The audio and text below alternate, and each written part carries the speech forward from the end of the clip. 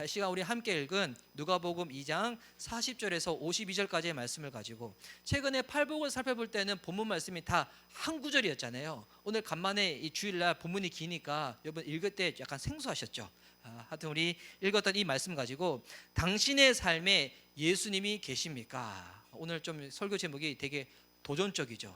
당신의 삶에 예수님이 계십니까? 라는 말씀의 제목으로 우리 은혜를 드리고자 합니다. 어제 우리 성탄 드렸지만 우리 메리 크리스마스라는 그 뜻을 어제 우리 다시 한번 들었잖아요. 우리 기쁨으로 예수 그리스도를 우리 예배합시다. 우리 다시 한번 좌우에 계신 분들 메리 크리스마스 그렇게 한번 인사하며 축복하도록 하겠습니다. 자, 시작. 메리 크리스마스. 예. 할렐루야. 예.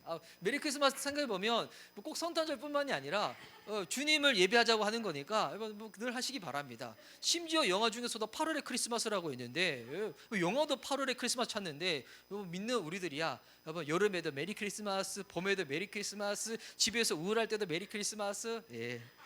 자, 우리 지금 동시대를 살아가는 사람들에게 여러분 무언가 딱 이야기를 하면 우리가 지금 같은 시대에 같은 공간에 살다 보니까 그냥 정확하게 얘기하지 않더라도 그거지라는 그런 단어들이 있을 거예요. 그런 개념들이 있을 거예요. 우리가 흔히 그것을 사회의 통념이라 부르잖아요. 우리가 흔히 쓰는 물건 중에서도 여러분 이렇게 에프킬라, 봉고, 딱풀, 요플레, 데일밴드, 스카치 테이프, 퐁퐁 이렇게 하면 원래는 이것이 다 특정한 브랜드의 상품명이지만 여러분 퐁퐁하면 되게 어떤 이미지가 있습니까? 식기세정제 그냥 퐁퐁이 아닌데도 다 퐁퐁이라 부르잖아요. 스카치 테이프 원래는 이게 그 고유한 그 브랜드의 이름이지만 스카치 테이프 하면 딱 무엇이 떠오릅니까? 그거 투명 테이프라고 하잖아요. 그러니까 우리가 지금 흔히 그렇게 쓰다 보니까 그거 얘기하면 그거 이렇게 생각을 하는 건데 우리 이제 숫자 중에도 그런 숫자들이 있어요. 여러분 2002 딱 하면 뭐가 떠오르십니까? 2002 딱 얘기하는데 그때 내가 여자친구랑 헤어진 날 뭐 이렇게 생각하시는 분도 흔히 있겠지만 저는 2002년에 제대했거든요. 99년에 입대했는데 2002년에 제대했어요. 진짜 오래 했었던 것 같죠. 했는데 근데 2002 하면 대부분 생각이 뭡니까? 월드컵이잖아요. 월드컵. 또 우리나라 사람들은 36년 하면 또 뭐가 떠오릅니까? 36년 국사 공부 안 하셨나? 우리 일제 치하에 있었던 게 36년이었잖아요. 아닌가요? 35년인가요? 35년, 36년. 그러면 우리 43 떠오르는 게 있나요? 43 이거는 사회 통념이 아니죠. 왜? 제 나이거든요. 그래서 우리 사회 통념상 그거 딱 얘기하면 딱 떠오르는 그런 단어들이 있어요. 911 911 하면 뭐 떠오릅니까? 911 우리 이제 그 탈레반이 테러 일으켜가지고 미국의 뉴욕의 성동이 빌딩이 딱 무너진 거, 무역센터가 무너진 거, 그 딱 떠오르시잖아요.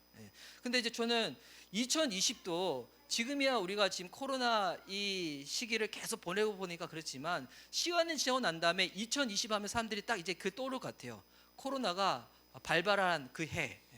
여러분 이렇게 사회 통념들이 있는데 이 얘기를 제가 왜 나눠드리냐면 우리가 신약 성경을 읽을 때도 우리는 그냥 읽잖아요. 지금 읽으시는 분들은 2021년을 사시는 대한민국 이 시대 가운데 이 세대 가운데 우리가 그냥 성경을 읽다 보니까 그냥 문자적으로만 읽지만 당시 이 성경을 읽었던 이스라엘 사람들, 유대 사람들은 이 성경을 딱 읽을 때 뭐를 생각했냐면 그들이 떠올렸던 사회 통념이 있었다는 거예요. 대부분 그 사회 통념이 어디서 빗대어지냐면 구약 성경에서 다 떠오르는 거예요. 최근에 저희가 팔복을 나눌 때도 그냥 나눴던 것이 아니라 그 모든 것들이 예수님께서 구약 성경을 배경으로 해가지고 또 당시 로마 제국 시대의 그 시대의 상을 배경으로 해서 예수님 말씀을 다 나누셨잖아요. 근데 오늘 읽었던 이 본문도 마찬가지입니다. 딱 예수님께서 지금 누가복음에서 누가가 이 얘기를 딱 했을 때 당시 이 첫 번째 읽었던 독자들은 떠올랐던 사회 통념들이 있었다는 거예요. 여러분 그래서 우리가 성경을 읽을 때 구약만 믿어도 안 되고요. 신약만 공부해도 안 되는 겁니다. 왜냐하면 신구약 전체 성경을 통해서만이 우리가 하나님의 뜻을 정확하게 우리 이해하고 분별할 수가 있는 거거든요. 흔히 우리 이단들 중에서 신약은 저버리고 구약만 믿는 또 이단들이 있잖아요. 또 어떤 또 최근에 이제 그 분들은 구약은 읽지 않고 신약 성경에서도 마태복음만 유일한 하나님의 복음서이다, 또 이렇게 믿으시는 분들이 있어요. 그분들은 그렇게 성경 읽다 보니까 다 어떻게 될까요?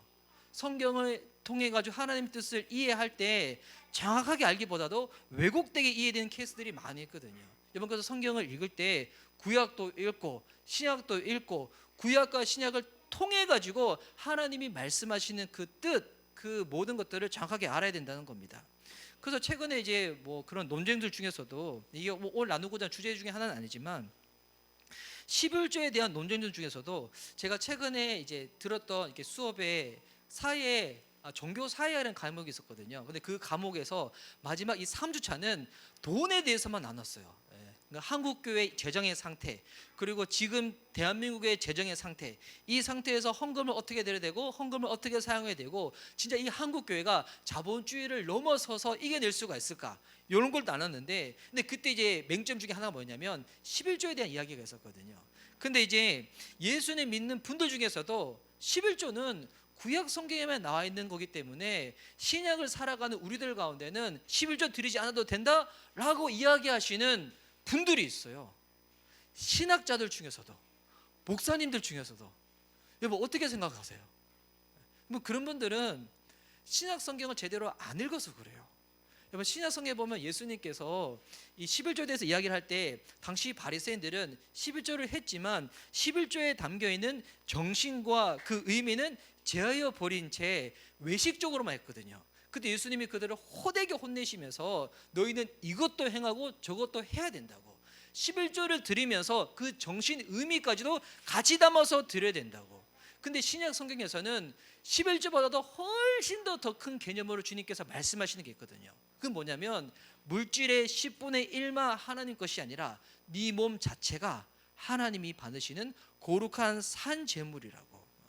그러니까 주님은 더 이 부분에 대해서 신약에 와가지고 더 강한 개념으로 말씀하는데, 근데 성경을 읽을 때 그냥 한쪽만 편협해서 읽고 해석을 하다 보면 이렇게 신앙생활을 할 때도 이상하게 해석을 하게 된다는 겁니다. 그래서 여러분, 이런 배경 가운데 지금 예수님이 당시 이 종교인들을 지금 꾸짖으시면서 오늘 이 누가복음 2장에서 이 말씀을 하시는데요. 지금 40절 말씀 보십시오. 제가 다시 한번 읽어드릴게요. 아기가 자라며 강하여지고 지혜가 충만하며 하나님의 은혜가 그 위에 있더라. 되게 여러분, 이 본문을 이 5월달 되면 어린이 주일날 많이 인용하는 본문이에요. 그러면서 예수님이 성장하면서 많은 사람들한테 사랑을 받고 지혜가 충만했던 것처럼 우리 아이들도 하나님께 사랑을 많이 받으며 자라세요 라는 본문으로 많이 사용하지만, 여러분 실제적으로 당시에 이 첫 번째 독자층들은 이 말씀을 딱 읽었을 때 바로 떠오르는 구약 성경의 이미지가 있었다는 거예요. 여러분, 그게 무엇일까요? 혹시 이제 아무거나 한번 대답해 보세요. 혹시 딱 떠오르는 이미지 있으세요? 이 성경을 딱 읽었을 때 떠오르는 이미지, 그 인물 누구냐면 이 사무엘이에요. 사무엘상 2장 26절에 보면 이런 말씀이 있거든요. 자, 우리 본문 한번 보도록 하겠습니다. 사무엘 2장 26절. 아이 사무엘이 점점 자라매 여호와와 사람들에게 은총을 더욱 받았더라. 여러분, 이 구약 성경의 이 말씀이 지금 누가복음 2장 4절 말씀과 같이 이렇게 딱 떠오르는 이 상관되는 말씀이라는 거예요. 그리고 오늘 읽었던 또 본문의 마지막 52절 말씀에 보면 누가복음 2장 52절 제가 읽어드릴게요. 예수는 지혜와 키가 자라가며 하나님과 사람에게 더욱 사랑스러워 가시더라. 여기 보면 예수는 지혜와 키가 자라가며 하나님과 사람에게 더욱 사랑스러워 가시더라 나와 있잖아요. 여러분, 이 말씀을 사무엘상 2장 26절과 딱 비교해서 보면, 자 이제 그 다음 슬라이드 넘겨주시면 제가 비교해서 나왔는데, 여기 보면 사무엘은 여호와와 사람들에게 은총을 받았다 나와 있잖아요. 근데 52절에는 하나님께 사랑을 받았다라 이게 나와 있잖아요. 근데 이거는 번역이 조금 잘못됐어요. 여러분, 사랑이라는 헬라어의 단어는 이 아가파오라는 단어도 있고 필레오라는 단어도 있거든요. 근데 여기서 나와 있는 이 사랑이라는 단어는 원어적으로 뭐냐면 아가파오와 필레오가 아니에요. 이거는 카리스라는 은혜라는 단어예요. 그러니까 실질적으로는 예수님께서 어떻게 됐다는 거예요? 하나님과 사람들에게 더욱 은혜를 받으며 자라갔다는 거예요. 그러니까 이게 사무엘 상 2장 26절 말씀과 같이 이렇게 딱 대조를 이루고 있는 거예요. 그러면 지금 누가가 이 성경 기록할 때 일부러 이것을 기록한 거거든요. 왜 이렇게 기록했을까요? 사무엘이 떠오를 수 있도록. 왜냐하면 사무엘 때의 그 영적인 상황과 지금 예수님 시대 때 영적인 상황이 너무 유사한 거예요. 이 사무엘상을 읽다 보면 참 이게 재미있는 이 장면들이 많이 있는데, 그럼 사무엘 때 영적인 상황이 어떠한가? 그것을 단적으로 보여주는 이 몇몇 인물들이 있습니다. 어떤 인물들이 있냐면, 일단 사무엘의 아버지를 살펴보고요, 사무엘 시대 때 제사장을 살펴보고, 또 그 제사장의 아들들을 살펴보면 되는데, 먼저 사무엘의 아버지 우리 엘가나인데, 엘가나는 그때 당시 어떻게 살아갔는가? 이 사무엘상 1장 1절과 2절 말씀에 있습니다. 자, 이 본문 우리 함께 한번 읽도록 하겠습니다.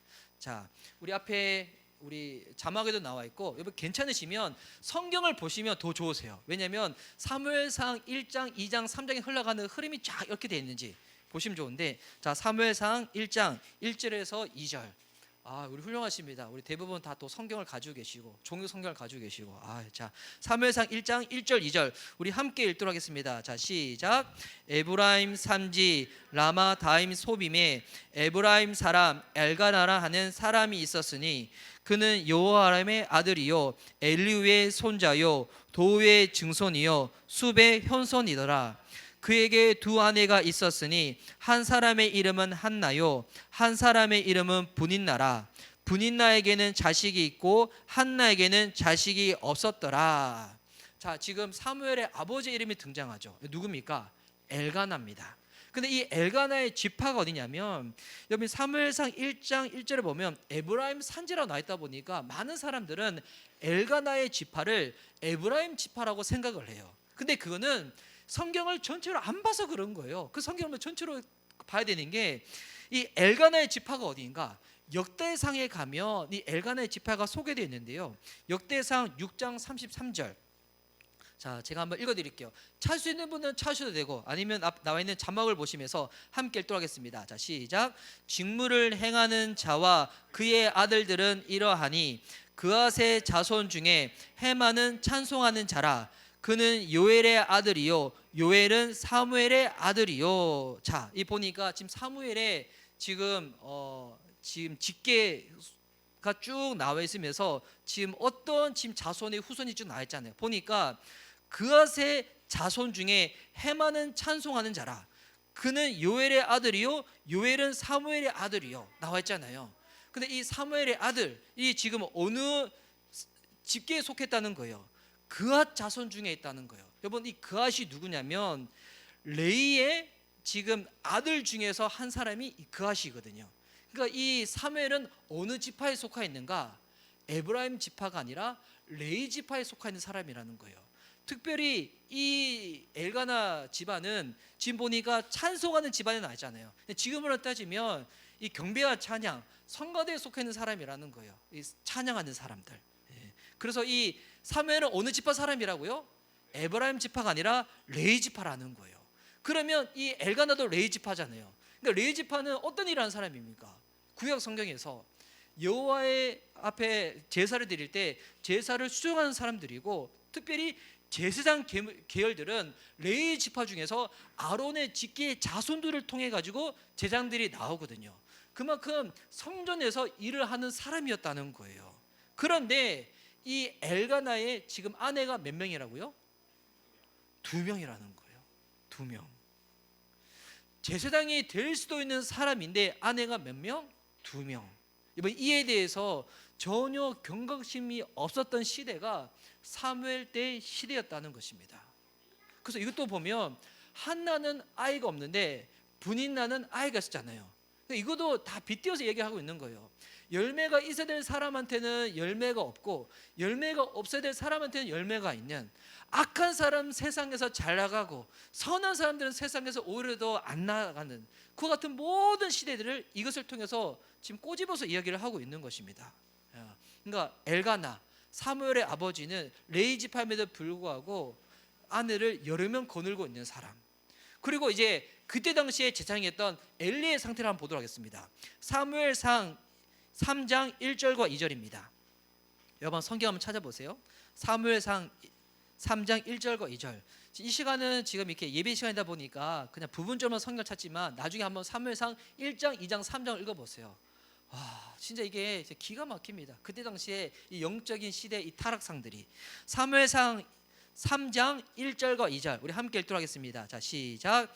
아이 사무엘이 엘리 앞에서 여호와를 섬길 때에 여호와의 말씀이 희귀하여 이상이 흔히 보이지 않았더라. 엘리의 눈이 점점 어두워 가서 잘 보지 못하는 그때에 그가 자기 초소에 누웠고, 자 보니까 이 사무엘이 어린 나이부터 하나님께 바쳐져서 이 성전에서 같이 사는데 그때 보니까 그때 시대가 어땠다는 거예요. 여호와의 말씀이 희귀하여서 이상이 흔히 보이지 않았더라. 하나님이 말씀하지 않는 시대라는 거예요. 그리고 엘리의 눈이 점점 어두워져 갔대요. 이거는 단순히 사람의 시력이 나빠졌다 그 정도의 이미지가 아니라 엘리는 제사장임에도 불구하고 영적으로 점점점 둔해져 가면서 까막눈이 되었다는 것입니다. 근데 보니 영적으로는 앞이 점점점 시력이 멀어져 가는데 몸은 어떻게 되는가? 이 엘리가 보면 몸이 자꾸 비대해지거든요. 그러니까 영적으로는 더욱더 둔해지고 육적으로만 더욱더 욕심을 냈던 사람이 당시에 제사장이었다는 거예요. 이번 제사장이 이 정도 수준이니까 엘리의 아들들은 어땠을까요? 엘리 아들들이 홈니와 비나스인데 이 사무엘상 2장 12절을 보십시오. 사무엘상 2장 12절 단적으로 딱 나와 있는 말씀인데 우리 함께 읽도록 하겠습니다. 자, 시작. 엘리의 아들들은 행실이 나빠 여호와를 알지 못하더라. 행실이 나빴다는 거예요. 어떻게 행실이 나빴는가? 그 구체적인 이야기가 사무엘상 2장에 자세히 나오는데 이들은 당시 이 제사장들은 직업을 통해 가지고 그들의 생계를 유지하는 것이 아니라 그 사람들이 제사를 지낼 때 제물을 드리면 특별히 화목 제물 같은 가운데 제사를 드리고 난 다음에 남아있는 이 고기를 먹으면서 생계를 유지했었거든요. 근데 이 엘리의 아들들은 어떻게 하냐면 화목 사람들이 예배를 딱 드리러 오잖아요. 그러면 예배를 드리기 전에 하나님께 올려드릴 그 제물들을 중간에 먼저 탁 인터셉트 해버리는 거예요. 농구하는 것도 아닌데 하나님께 드리는 예물인데 그것을 그들이 다 빼앗아 가는 거예요. 그 심지어 회막문 앞에서 수정드는 여자들이 있잖아요. 그 여자들과 성관계를 맺을 정도로 영적으로 심각한 타락에 놓였었다는 거예요. 누가? 엘리의 아들들이, 제사장들의 아들들이. 근데 아들들이 이 정도로 영적으로 심각한 상태인데도 불구하고 더 안타까운 것은 뭐냐면 아버지 엘리는 아들의 영적인 상태에 대해서 전혀 알지를 못했다는 거예요. 근데 이런 일이 너무 비일비재하게 일어나다 보니까 엘리는 오히려 다른 사람들을 통하여서 아들들의 이 심각한 이야기를 듣게 되어요. 그리고 이 아들들을 불러서 책망하거든요. 너희들 이러면 큰일 난다. 하나님 너희들 징계하고 심판한다. 하나님 너희들 심판하기 전에 어서 회개하라고 이렇게 얘기하는데도 불구하고 그 얘기를 듣더라도 전혀 알아듣지 않아요. 새겨듣지 않아요. 그리고 난 다음에 이 사무엘상 2장에 엘리가 아들들한테 심각하게 책망하고 징계하고 난 다음에도 들어주지 않고 난 다음에 나오는 내용이 뭐냐면 사무엘상 2장 26절인 거예요. 아까 우리가 읽었던 그 구절이죠. 아이 사무엘이 점점 자라매 여호와 사람들에게 은총을 더욱 받았더라. 결국 지금 이 누가에서 예수님의 성장할 때 이야기를 이 사무엘과 비교상 기록한 이유는 뭐냐면 당시 예수님 시대 때 종교적인 사항이 영적인 사항이 사무엘 때 영적인 사항과 거의 흡사한 거예요. 지금 종교 지도자들은 자기들의 이익 챙기기에 바쁜 거예요. 성전에 장사하는 사람들 둬가지고 사람들이 막 이렇게 짐승을 사가지고 예배드리려고 할 때 폭리를 취해가지고 새우를 높이 매가지고 폭리를 취하고 성정세를 작게 내면 막 좋아가지고 막 더 많이 드리게끔 만들어버리고 종교적으로는 사람들 앞에서 뭐 주일 성수도 하고 금식도 하고 11조도 드리는데 그는 다 위선이고 가면놀이고 실제적으로 그 속의 내용을 보면 욕심과 자기의 탐심 가운데 가득 차 있었던 것이 당시의 종교 지도자들의 모습이었다는 거예요. 그러니 그때 종교적인 모습이 어땠을까요? 뭐 이제 두말하면 입이 아픈 거죠. 그만큼 심각한 타락 가운데 놓여 있었을 때 예수님이 지금 12살이 되었을 때 지금 절기의 관례를 따라서 어디로 올라가시는가? 예루살렘으로 올라가시는 거예요. 여러분 다시금 누가복음 2장으로 넘어오셔가지고 누가복음 2장 42절 43절 제가 읽어드릴게요. 예수께서 12살 되었을 때에 그들이 이 절기의 관례를 따라 올라갔다가 지금 절기의 관례를 따랐는데 이때 절기가 유월절이라고 보고 있습니다. 이 유대에는 중요한 세 가지 이 절기가 있어요. 유월절 그리고 초막절 그리고 유월절 오순절 초막절 이 세 가지 절기가 유대에서 가장 큰 절기여서 그때 절기 때는 이스라엘 사람들이 다 예루살렘으로 모였었거든요. 지금 유월절로 올라가는 거예요. 그리고 43절 그 날들을 마치고 올라갈 때에 아이 예수는 예루살렘에 머무셨더라. 그 부모는 이를 알지 못하고 자 재미있는 것은 여러분 이 유월절에 어린 양을 바치는데 여러분 이것은 예수님을 예표하고 있는 거거든요. 근데 지금 어떤 일이 벌어졌습니까? 예루살렘에 올라갔는데 예수님이 같이 있는 줄 알았는데 딱 보니까 지금 예수님이 없는 거예요. 재미있는 사항이죠. 여러분 유월절의 주인공은 누굽니까? 예수님이에요. 근데 지금 그 예수님을 잃어버린 거예요. 그러니까 지금 그때 당시의 모습을 보여주고 있는 거예요. 영적인 상황을. 여러분 성탄절의 주인공은 누굽니까?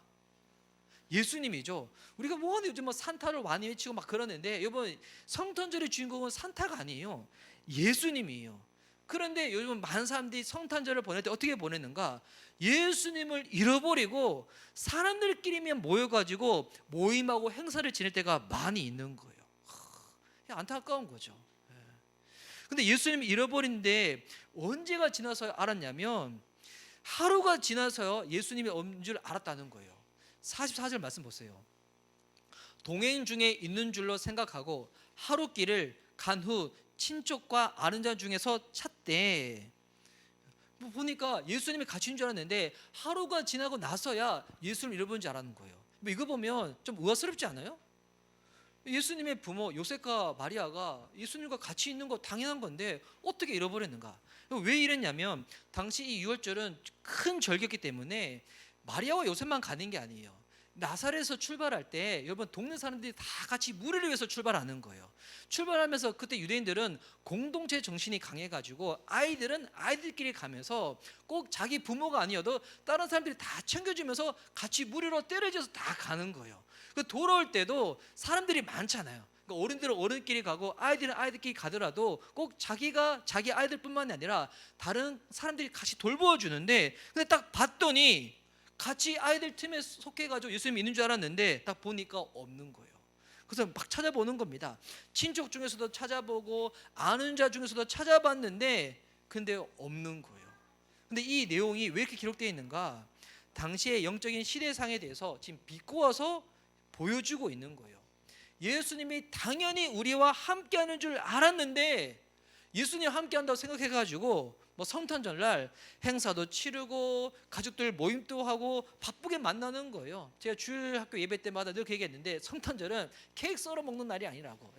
케이크 먹어도 돼요. 근데 누구를 생각하면서 예수님 앞에 예배하고 예수님께 감사하면서 케이크 썰어 먹는 그 케이크는 맛있지만 예수님도 잃어버리고 케이크 썰고 와인 마시고 막 놀고 그러니까 본인들은 당연히 예수님이 우리와 함께 하시지 라고 생각하고 열심히 했는데 시간이 지나고 나서야 깨달은 거예요. 예수님 안 계시네. 아무리 찾아봐도 안 계신 거예요. 그러니까 예수님에 대해서 잘못 오해를 한 거지. 예수님은 늘 나를 도와주고 나한테 위로를 해주고 내가 기도하면 무조건 응답해 주시고 나의 그냥 수호신이 되어주시는 그런 분 정도만 생각을 하는 거예요. 근데 시간이 지나고 나서야 깨달은 거예요. 여러분 그런 예수님은 계시지 않는다는 거예요. 그러면서 이제 이 예수님의 부모님이 예루살렘에 갑니다. 가서 막 찾아보는 거예요. 45절과 46절 보세요. 만나지 못함에 찾으면서 예루살렘에 돌아갔더니 사흘 후에 성전에서 만난즉 그가 선생들 중에 앉으사 그들에게 듣기도 하시며 묻기도 하시니. 여러분 이거를 보면 또 재미있는 게 지금 하루길을 갔고 난 다음에 예수님이 없는지를 깨달은 거잖아요. 그럼 다시금 돌아가는데 며칠 걸릴까요? 하루가 걸리죠. 그러면 하루 가서 바로 찾을 수가 있잖아요. 그런데 며칠이 지나고 나서 예수님이 찾았다는 거예요. 사흘 후에 3일이 걸렸다는 거예요. 예수님 돌아가는데 하루 이튿날 예루살렘을 계속 돌아다니며 찾았는데 못 찾은 거예요. 왜 못 찾았을까요? 여기만 빼고 찾으러 다닌 거예요. 성전만 빼고 예루살렘에 막 찾으러 다닌 거예요. 여러분, 이게 그때의 모습, 지금의 우리의 모습을 다 지금 비꼬아서 얘기를 하고 있는 거예요. 예수님 찾으려고 하는데 어디서 찾는가?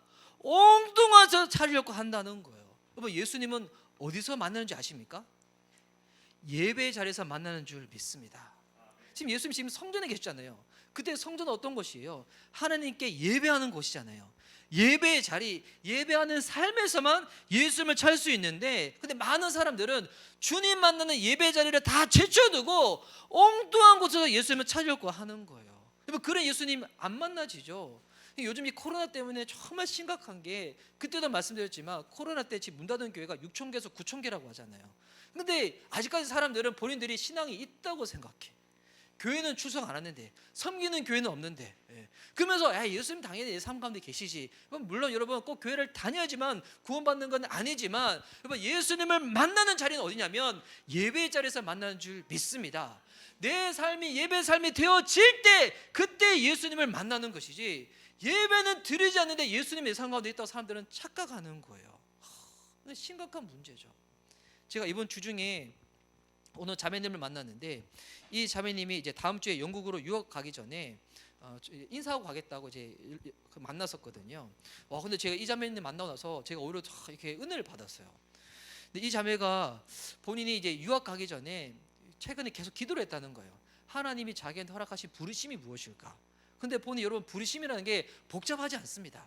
아주 심플해요. 하나님은 저와 여러분을 예배자로 부르시고요, 중보자로 부르시고요, 전도자로 부르시는 거예요. 우리 크게 우리의 부르심은 이 안에 다 담겨져 있는 거예요. 또 이 부르심들이 다 따로따로 떨어져 있는 것이 아니라, 여러분, 예배자가 여러분 중보하게 되는 거고, 중보자가 전도하게 되어 있는 거예요. 근데 이 자매가 정말 절실히 깨달은 거예요. 하나님이 정말 나를 예배자로 부르셨구나, 이걸 깨달았다는 거예요. 그러면서 이 자매가 이 영어 예배를 섬기는데, 지금 그 영어 예배에서 찬양 인도를 한다는 거예요. 저 깜짝 놀랐어요. 난 이 자매가 찬양하는 걸 본 적이 없거든요. 근데 지금 그 예배에서 그냥 옆에 찬양하는 싱어가 아니라 찬양 인도를 한다는 거예요. 어떻게 찬양 인도를 하게 됐는지 그 얘기를 저한테 나누고, 지금 1년 동안 섬기게 됐다는데, 그러면서 이제 영국에 가서 어느 교회를 섬겨야 될지 좀 기도해 달라고 저한테 부탁을 했는데, 영국에 가면 그 현지인 교회를 섬기고 싶다고, 한인 교회가 아니라 그냥 현지인 교회를 섬기고 싶은데, 그러면서 본인 안에 있는 하나 이렇게 갈급함이 있다는 거예요. 현지인 교회를 섬기고 싶은데, 근데 영국 사람들은 새벽 예배가 없거든요. 영국 교회는 새벽 예배가 없어서 그건 좀 마음에 걸린다고. 저 그 얘기도 깜짝 놀랐어요. 예전에 이 자매한테 새벽 예배 하러 가면 잘 안 나왔거든요. 근데 지금 새벽 예배를 드리는 거야. 와, 제가 듣고 충격을 먹었는데, 그러면서 제가 이제 저희 교회 얘기를 했죠. 우리 미션 리바이벌 교회 인터넷에 아무리 찾아봐도 발견되지 않는 교회다. 우리 교회 강주교에서 아무리 찾아도 못 찾는 교회다. 왜? 간판도 없고 인터넷 찾아봐도 나오지 않기 때문에. 근데 우리 되게 정말 주님 앞에서 소망하는 마음을 담아서 예배하고 있다고. 그래서 영국에도 인터넷 찾아보더라도 발견되지 않는 교회가 있겠지만, 하나님이 우리 미션 리바이벌 교회 마냥 예배된 교회가 있을 거라고. 그래서 제가 그 얘기까지 하려고 하다가 안 했는데, 이왕 섬길 거 개척교회 섬기라 하려고 했는데 그 얘기는 안 했어요. 그 얘기는 안 했는데, 그 잠 얘기 들으면서 제가 진짜 도전을 받았어요. 와, 진짜 하나님이 오히려 이 코로나 시기 때 교회랑 멀어지고 예배랑 멀어진 사람도 있는 반면에, 여러분, 오히려 더 교회랑 더욱더 가까워지고요, 예배에 더욱더 가까워진 사람들이 있다는 겁니다. 지금 예수님 어디에 계신 거예요? 성전에 계신 거예요. 근데 성전에서 무엇을 하셨는가? 40절 말씀 보니까 듣는 자가 다 그 지혜와 대답을 놀랍게 여기더라. 지금 예수님의 지혜와 대답을 듣고 사람들의 반응이 어땠다는 거예요? 다 놀랍게 여겼다는 거예요. 왜 놀랍게 여겼을까요? 여기서 중요한 게 있습니다. 예수님은 완전한 인간의 모습으로 오셨지만, 그때의 나이가 비록 12살이지만 기억하시기 바랍니다. 예수님은 하나님이신 줄 믿습니다. 예수님은 하나님이신 거예요. 그 몸은 인간의 몸을 입고 오셨지만 하나님이시다 보니 성전에서 있는 종교 지도자들과 대화를 나누는데 그 일을 듣던 사람들이 충격을 받는 거예요. 와. 저는 이게 지금 시대도 너무 필요한 부분인 것 같아요. 지금 신학자들한테 저는 주는 메시지라고 생각하거든요. 지금 시대가 흘러가면서 이 신학이라는 학문도 계속 발전을 해가요. 그러면 신학이라는 학문은 우리가 믿는 바에 대해서 설명하는 학문이거든요. 예수님 믿는 게 무엇인지, 신앙생활이 무엇인지, 하나님이 어떤 분이신지, 구원이 무엇인지, 인간이 무엇인지, 이 땅은 나중에 어떻게 될 것인지, 예수님 어떻게 오시는지, 그걸 다 신학 성경적으로 정리하는 학문이 신학이라는 학문인데, 근데 이 신학도 시간을 계속 발전을 해요.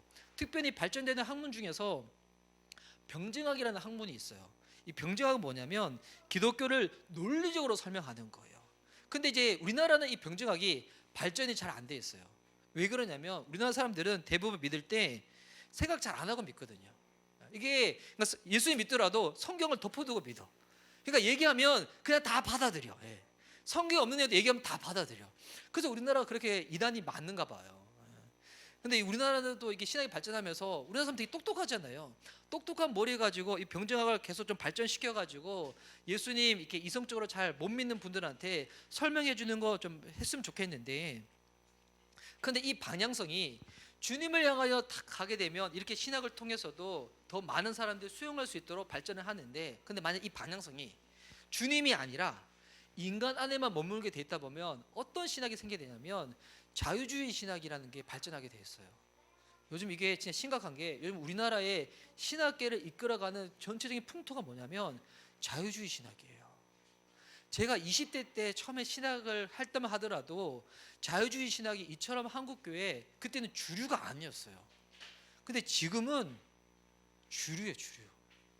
여러분, 이 자유주의 신학이 왜 심각하냐면 성경을 읽다가 이해되지 않는 내용들이 있잖아요. 그러면 우리가 어떻게 반응해야 돼요? 이거는 내가 이해하지 못하는 것이지, 하나님 말씀 붙잡고 기도하며 순종하다 나가다 보면 깨닫게 되어져 있거든요. 하나님의 이 성경은 성령의 감동으로 쓰여져 있기 때문에 인간의 이성으로 이해되지 못한 부분이 가득 차 있는 게 당연히 하나님 말씀인 겁니다. 그런데 자유주의 신학은 내 머리로 이해가 안 되니까 어떻게 하냐면 이거를 다 분해를 해버리고 조각을 내버리는 거예요. 이거는 그때 이런 내용이 아니라고, 이거는 이렇게 해석해야 된다고. 그러니까 하나님이 초자연적인 일까지 행할 수 있는 분이라고 믿는 것이 아니라 그거는 그때 그냥 이렇게 일어난 일이야, 지금에는 일어나지 않아, 이렇게 해버리는 거예요. 그렇게 예수를 믿다 보면 어떻게 되는지 알아요? 나중에 성경의 권위가 다 떨어져 버리는 거예요. 성경이 하나님 말씀이 아니게 된 거예요. 그냥 수많은 인문학 서적 중에서 그나마 조금 탁월한 책, 이렇게 받아들이게 되는 거예요. 그 똑똑한 머리를 가지고 잘못된 방향으로 가버리면 그렇게 돼버리는 거거든요. 근데 이게 우리 성도들에게도 적용할 수가 있어요. 하나님이 저와 여러분에게 주신 달란트가 있고 은사가 있잖아요. 근데 이거를 가지고 하나님께로 나아가면 귀하게 쓰임받을 수 있는데, 근데 오히려 밖으로 나아가면, 세상으로 나아가면 오히려 하나님이 아니라 나의 성공과 유익을 위한 세상적으로 오히려 하나님을 도구로, 발판으로 삼을 수가 있다는 거예요. 제가 이번 주 중에도 참 이렇게 재미있는 이야기를 하나 들었었는데, 그 엔터테인먼트 회사 중에서 YG라는 회사가 있잖아요. 근데 여러분, YG에 사목이 있대요. 사목. YG에 목사님이 있대요. 예배를 드려주는 목사님이. 와, 난 너무 신기했어요. 어떻게 생겼냐면 이제 이번 주에 제가 만났던 한 배우가 그걸 알려줬는데, YG에 있는 배우 중에서 이성경이라는 자매가 있어요. 혹시 아세요? 그 다니엘 기도회 때도 특송 불렀던 자매인데, 이 자매가 신앙이 진짜 좋아요. 어디 촬영장 가면 사람들이 얘기한대요. 걱정하지 마시라고. 오늘 우리 가족이 통성으로 지금 중보하고 있다고 하는데, 근데 이 자매가 YG에서 사건 사고가 많잖아요. 뭐 마약 사고도 있었고, 막 성매매 사고도 있었고, 그 때문에 내가 이런 회사에서 앞으로 계약을 안 하겠다 얘기를 했대요. 근데 YG에서 이 자매를 놓치기 싫으니까 무슨 이야기를 하시더라도 내가 다 들어주겠다고 했었을 때, 이 성경 자매가 무슨 얘기했냐면, 그러면 신우회 만들어 달라고, 그럼 계약하겠다고. 그래서 YG에서 은퇴한 이 목사님을 모시고 와서 사목을 두고 지금 신우회가 생겼다는 거예요. 와, 그래서 진짜 도전받았거든요. 이 자매 때문에 오히려 더 지금 신앙이 약했다가 YG랑 계약한 또 다른 배우 이야기도 들었어요. 예. 그래서 이게 되겠지? 진경 씨도 YG인데 왜 YG 들어가냐면 그게 신우이가 생겨가지고. 야, 너무 이게 신기하죠. 그러니까 하나님이 내게 주신 은사와 달란트를 가지고 하나님께로 방향을 나아가면 이렇게 쓰임 받게 되지만, 하나님 오히려 발판 쌓고 도구 삼으면 그러면 하나님을 가지고도 그냥 내 생각에 맞지 않으면 언제든지 포기하고 저버려 쓰는 분으로 대할 수가 있다는 것입니다. 저는 축복합니다. 우리 미션 이발교회 우리 성도님들은 예수님의 말씀과 가르침에 온전히 믿음으로 반응할 수 있는 저와 여러분 되었으면 좋겠습니다. 근데 예수님이 이렇게 가르침을 했을 때 그럼 예수님의 부모님의 반응은 어땠던가? 48절 말씀 보십시오. 그의 부모가 보고 놀라며 그의 어머니는 이르되 아이야 어찌하여 우리에게 이렇게 하였느냐? 보라 내 아버지와 내가 근심하여 너를 찾았노라. 부모님의 반응은 뭐냐면 놀라며 근심했다는 겁니다. 그러니까 아직까지 마리아와 요셉은 예수님에 대한 올바른 이해와 깨달음이 없었던 거였죠. 왜 그랬을까요? 어렸을 때 아기로 태어나가지고 같이 집에서 밥 먹고 지내는 자녀인데 갑자기 생경한 모습을 보여주는 거예요. 성전에서 그 종교 지도자들과 대화를 나누면서 오히려 종교 지도자들을 거의 압도하는 말씀을 나누는 이 아기 소년 예수님 보면서 깜짝 놀라는 거예요. 저 이 말씀 보면서 저 그런 마음이 들었어요. 내년에는 저와 여러분들이 우리 서로 볼 때 다 생소하고 생경했으면 좋겠습니다. 네. 왜 그러는가? 예배 잘 드리다가 예배 잘 안 드려서 그런 게 아니라 보니까 내년에는 기도를 못했던 사람이 더욱더 기도하고 찬양 못했던 사람이 더욱더 찬양하고 막 주님 앞에서 예배 시원찮게 드렸던 사람이 더욱더 뜨겁게 예배하고 더 생경한 모습을 보이는 거예요. 막 집에서는 막 아내랑 같이 있으면서 막 주일날 막 설거지하고, 저는 주일날 사역의 끝이 쓰레기 분리수거라 했잖아요. 쓰레기 분리수거하고 늘 추리닝 이러고 막 그러는데 갑자기 보니까 막 집에서 막 기도하고 말씀 보고 막 찬양하고 할렐루야 주님께 그러면 안 된다고 막 건면하고 막 회개하러 얘기하고 막 이런 생경한 모습 보일 수 있는 저와 여러분 할렐루야. 예. 저는 그렇게 요즘 살려고 계속 노력하고 있어요. 했는데 예수님 이런 모습 보인 거예요. 그런데 여러분 이때 마리아가 어떤 반응을 보이냐면 그리고 난 다음에 여러분 49절 말씀 보십시오. 예수님이 말씀하시는데 어떤 말씀하시는가? 이 말씀 빨간색으로 나 있는데 우리 함께 읽도록 자 시작. 예수께서 이르시되 어찌하여 나를 찾으셨나이까? 내가 내 아버지 집에 있어야 될 줄을 알지 못하셨나이까 하시니.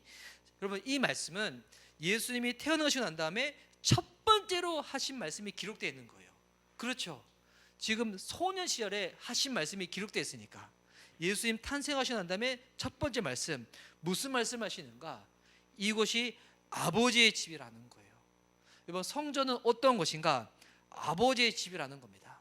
하나님 아버지를 예배하고 하나님 아버지의 말씀을 듣고 하나님 아버지의 뜻을 알아가며 순종하는 곳. 그런데 당시 이 종교 지도자들한테 성전은 아버지의 집이 아닌 거예요. 자기의 욕심과 탐닉을 추구하는 곳, 이것이 성전이었거든요. 근데 그때 이야기하는 거 예수님이 아니다, 여기는 아버지의 집이라고. 여러분 같은 공간에 있더라도 같은 데서 예배하더라도 신앙에 따라서 해석이 다 달라져 버리는 것입니다. 저는 여러분에게도 한번 묻고 싶어요. 여러분 여러분에게 있어서 교회는 어떤 곳입니까?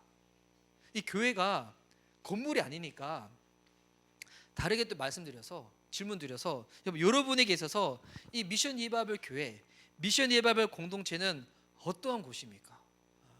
저희가 여기 연습실에서 예배를 드리지만 신앙 없는 분들이 봤을 때는 허름한 공간에서 드리는 연습실 공간이지만 믿음으로 드리는 공간에서는, 믿음으로 예배 드리는 분들에게는 여기는 연습실이 아닌 거예요. 하나님을 예배하는 거룩한 성전이 되는 거예요. 저는 진짜 이 교회가, 요즘 시대 교회가 저는 회사가 아니었으면 좋겠습니다. 많은 사람들이 자기의 이익을 추구하는 것이 회사이고 기업이잖아요. 교회를 그렇게 생각하시는 분들이 있어요. 내게 무언가 필요한 게 있지 않을까, 내게 무언가 위로를 주지 않을까, 내게 무언가 도움을 주지 않을까, 그렇게 교회를 찾으시는 분들이 있어요. 물론 아직 예수님을 만나기 전에야 그렇게 할 수가 있겠지만 예수님 만나면 바뀌어져야죠. 나의 이윤을 추구하는 것이 교회가 아닌 거죠. 하나님의 뜻을 이루는 곳. 또 저는 교회는 보험회사가 아니라고 생각합니다. 뭐냐면 실적 대비해가지고 이익을 주는 거. 저 이거는 이게 사역자들한테 하고 싶은 얘기인데, 우리 어떠한 이 사역의 열매에 따라 가지고 실적을 주고 안 주고 여러분 이런 것이 교회가 아니어야 되는 거거든요. 또한 교회는 콘서트장이 아니죠. 예. 비록 못 부르는 노래지만 우리가 함께 찬양하고 악기를 연주할 수 있는 이유가 뭐겠습니까? 우리는 누구한테 보여주기 위함이 아니거든요. 하나님을 예배하기 위해 가지고. 보여주기 위함이라면 콘서트장이지만 하나님을 위한 공간이라면 이게 성전이 되는 것입니다. 또 요즘 시대 이 교회는 진짜 이렇게 나누고 싶은 게 교회가 힐링 치유 센터가 아닙니다. 요즘 건물들 보면 마음 치유하는 그런 센터들이 많이 있더군요. 만약에 단순히 내 마음이 힘든 거 위로받고 싶다, 뭐 교회가 아니어도 세상 나가도 TV 프로그램 몇 개만 보더라도 감동을 일으키고 눈물 자는 거 너무나 많이 있습니다. 근데 교회는 그런 것이 아니라는 겁니다. 주님을 예배하는 공간, 하나님의 예수님의 말씀처럼 정말 아버지의 집이 되었으면 좋겠습니다. 하나님을 아버지라 부르는 자들이 모여서 하나님을 아버지를 부르니까 우리가 형제 자매가 되는 거죠. 그리고 하나님이 우리의 가정이 되어 주셔서 그 하나님을 알아가고 하나님의 말씀을 듣고 무엇보다도 하나님의 통치가 이루어지고 통치받은 그 은혜의 힘으로 한 주를 살아내는 그 시작점으로 결단하는 곳, 이게 아버지의 집이거든요. 아버지의 집이다 보니까 우리 하나님 아버지가 잃어버린 자들이 있잖아요. 그들을 찾아서 전도하여 주님을 알려주는 것, 이것이 교회이고 아버지의 집이라는 것입니다. 그런데 이야기를 들었을 때 예수님의 본인들도 저는 예수님 말씀을 이해하지 못했지만, 근데 50절, 51절에 보면 이렇게 나와 있죠. 50절, 그 부모가 그가 하신 말씀을 깨닫지 못하더라. 예수께서 함께 내려가사 나사렛에 이르러 순종하여 받드시더라. 그 어머니는 이 모든 말을 마음에 두니라. 근데 여러분, 마리아는 어떻게 반응했다는 거예요? 아직 예수님 말씀을 온전히 이해하지 못했지만 그 마음에 새겼다는 것입니다. 마리아가 진짜 잘하는 거거든요. 마리아는 수태고지라 해가지고 천사한테 이야기를 들었을 때도 이해하지 못하지만 하나님의 말씀이니까 난 이루어질 줄 믿는다고 하면서 마음에 새기거든요. 여러분, 이 말씀을 들을 때 다 이해가 되지 못할 때가 있잖아요. 저는 오늘 이 설교하면서 제가 이제 어젯밤에 약간 그런 고민했었거든요. 기존에 교회 다니신 분들, 성경 좀 보신 분들은 뭐 사무엘 이야기하고 구약 성경 몇 장 몇 장 찾더라도 아시지만, 교회 처음 오신 분들한테 사무엘 이야기하면 문제 잘 모르잖아요. 구약 성경 아직 찾지도 잘 못하잖아요. 어떻게 할까 고민했는데, 근데 오늘 이제 다 이미 기존에 신앙생활 하셨던 분들 위주로 다 오셔가지고, 뭐 그래도 여러분, 우리가 말씀을 듣다 보면 이해하지 못한 말씀이 있잖아요. 근데 중요한 거는 내가 이해하지 못한다고 해가지고 하나님 말씀이 아닌 것이 아니라는 겁니다. 지금 이해하지 못하지만 내 마음으로 품고 새기며 붙잡고 나아갈 때 여러분, 때가 되어지잖아요. 주님이 깨닫는 은혜를 허락해 주신다는 겁니다. 여러분, 하나님의 말씀을 잘 깨달을 수 있는 방법이 뭔지 알아요? 기도와 순종이에요. 기도하고 그렇게 한번 살아내 보세요. 그러면 그때 절실히 깨닫게 돼 있어요. 하나님 말씀이 이거구나라고 할 수가 있다는 거예요. 또한 이 마리아가 마음에 새겼다고 나와 있는데, 여러분, 지금의 시대도 마음에 새기는 방법이 있습니다. 그 방법이 뭐냐면 노트하고 기록하는 거예요. 저는 뭐 꼭 노트하고 기록해야지만 은혜를 받는다 이건 아니지만, 가끔씩 어떤 분들은 노트하고 기록은 하는데 찬양 안 하신 분들이 있어. 노트하고 기록은 하는데 기도는 안 하신 분들이 있어. 또 그런 분도 있어요. 노트하고 기록하는데 예배드리러 난 다음에 갈 때 안 찾아가셔. 근데 저는 이게 신년이 됐을 때 여러분, 말씀을 여러분, 이게 선명한 기억력보다도 훨씬 더 오래 가는 것은 희미한 볼펜 글씨래요. 그래서 이제 우리 주보에 보면 일부러 이렇게 빈칸이 나와 있잖아요. 한번 적어 보시라고. 근데 이제 제가 고민하거든요. 신년에도 이걸 둬야 되나 말아야 되나 고민하는데, 여러분, 주보에 그 빈칸은 사라진다고 할지라도 들은 말씀, 여러분 새겨진 말씀 있으면 기록하시면서 다시 보시기 바랍니다. 그래야지 마음에 새겨지는 거거든요. 여튼 지금 예수님은 집으로 가셨어요. 12살 나이 때. 그리고 나서 여러분, 예수님의 공생애는 언제 시작하십니까?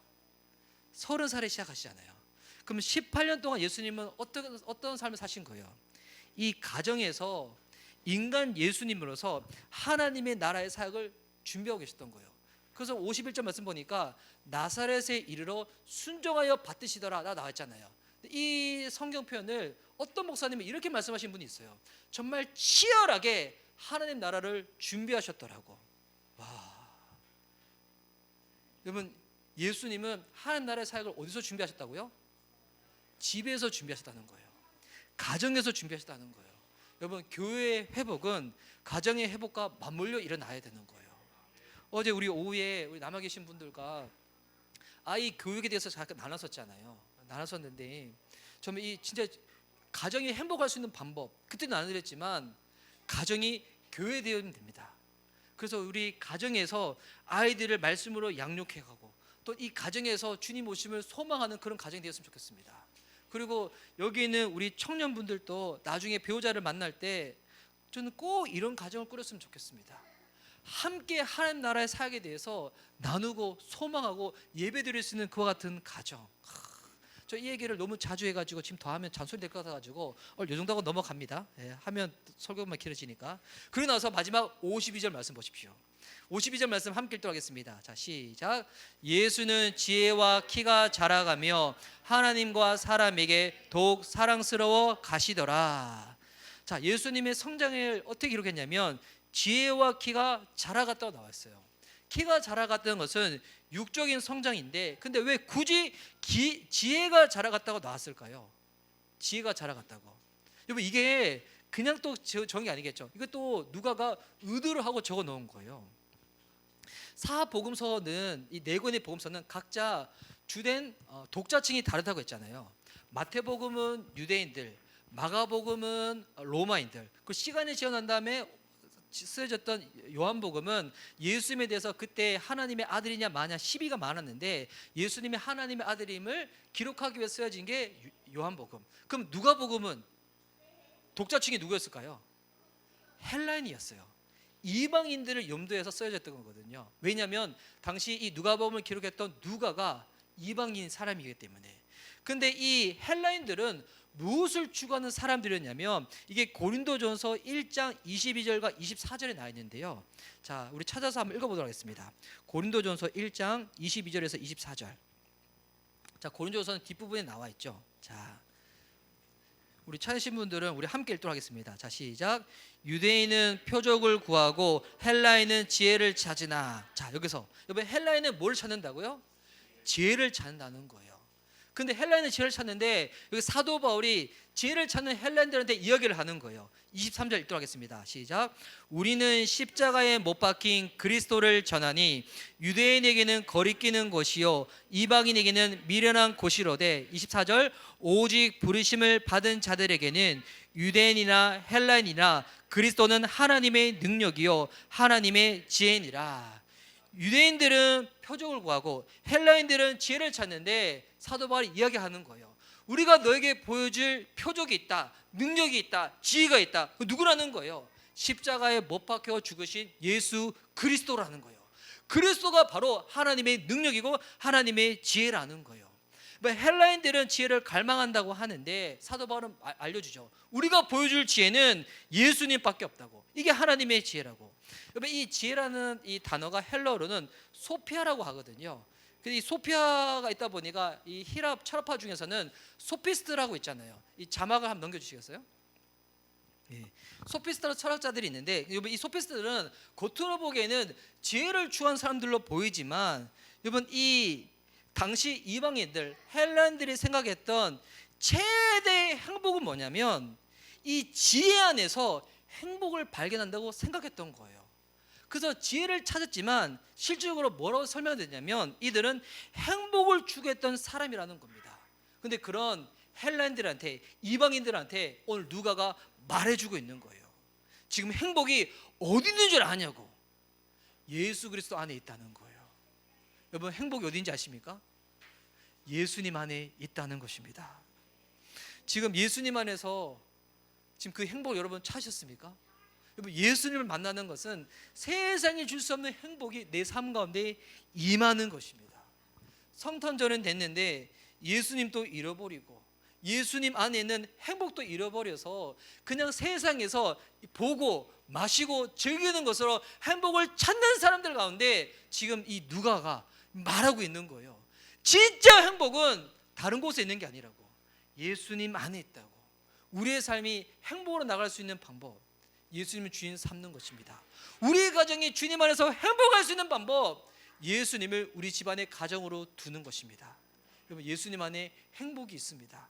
이 예수님을 발견하여서 예수님을 찾아서 진정한 행복을 누릴 수 있는 저와 여러분, 우리 미션 리바이벌 교회 될 수 있기를 주의 이름으로 축복합니다. 아멘.